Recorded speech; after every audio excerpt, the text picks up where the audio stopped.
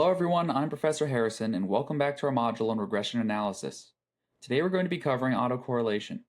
We'll talk about what it is, how you detect it, and why it quietly breaks the inference that you thought you could trust. We're following Margot, a graduate student trying to reassemble a story her family buried. Right now she's working through years of her grandfather's monthly returns, regressing them on the market, and the leftover errors don't look like the random scatter that the theory assumes. She pulls up another page from her grandfather's fund records. Autocorrelation is what happens when the errors in a regression are correlated with each other across observations.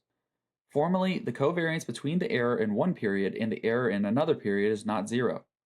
That's a direct violation of one of the classical assumptions that we listed back when we covered the properties of OLS. Back then, we assumed every error was independent of every other error. Autocorrelation is what happens when that assumption fails. And it fails constantly in time series data, where one observation follows another in time. So within the strand of autocorrelation, there's actually two flavors. First, there's positive autocorrelation, which is when errors persist. A positive error this period tends to be followed by a positive error next period, so the residuals come in runs. Negative autocorrelation is when errors alternate. A positive error tends to be followed by a negative one, so the residuals flip back and forth. In finance, positive autocorrelation is by far the more common problem. So let's apply this to Margot's data. She's regressing her grandfather's monthly fund returns on the market return over the full record.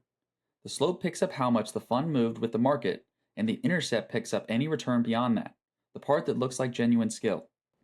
The residuals are what's left over each month, the piece that the market doesn't explain. Now here's the tell. When she plots those residuals in time order, they don't scatter randomly around zero, they tend to drift. The fund runs below the line for a long stretch, then above it for a long stretch, so each month's error looks a lot like the month before it. That persistence is positive autocorrelation, and you can see it often just by looking at the residuals over time. In contrast, negative autocorrelation looks a lot like a lightning bolt.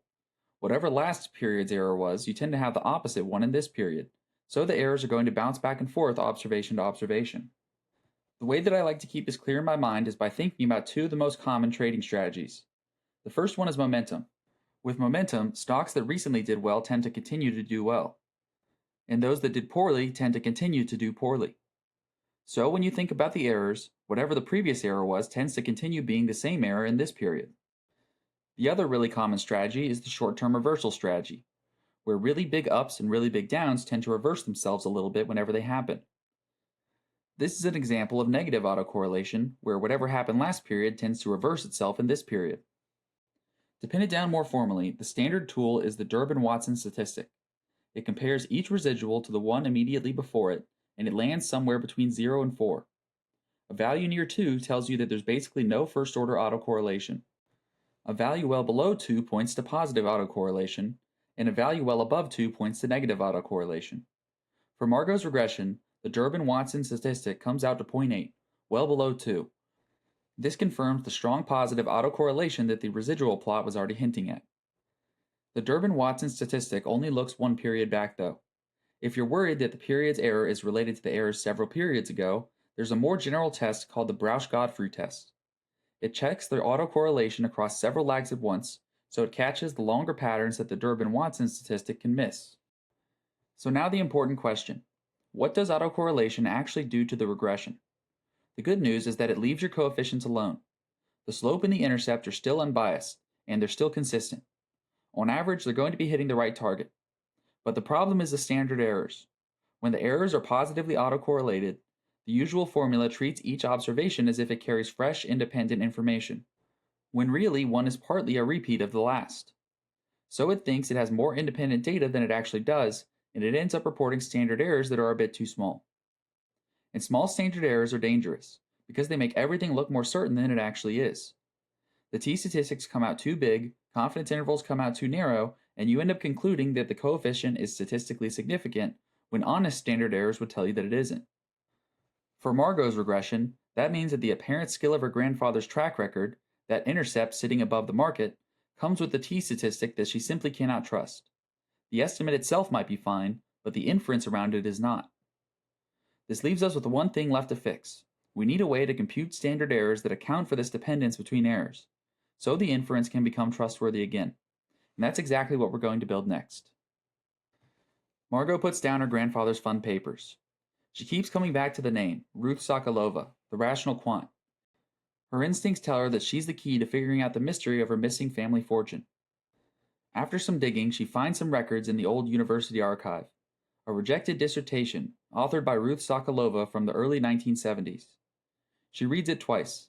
The methodology in Ruth's dissertation was the same methodology her grandfather had published under his own name. It was the same methodology the letters had been teaching line for line. And that's when Margot realized the work was always Ruth's, never Victor's. Victor had simply stolen it. With this realization, she goes back to those letters one last time. She noticed something that she'd read past a dozen times. The last few letters each ended in a short string of numbers. On their own, they looked like nothing. But once they were lined up, she realized that there was a pattern. They tended to be positive for stretches and negative for other stretches. Positive autocorrelation. These numbers aren't random, there's some sort of pattern. She just needs to figure out what it is. So that's autocorrelation. When the errors in a regression are correlated across observations, your coefficients stay unbiased, but your standard errors don't. And under positive autocorrelation, they come out too small, which makes everything look more significant than it really is. You detect it by looking at the residuals over time, with the Durbin-Watson statistic for the one-period case and the Breusch-Godfrey test for the longer patterns. The estimates hold up, but it's the inference that you can't take at face value, and repairing that inference is the last thing we need to do.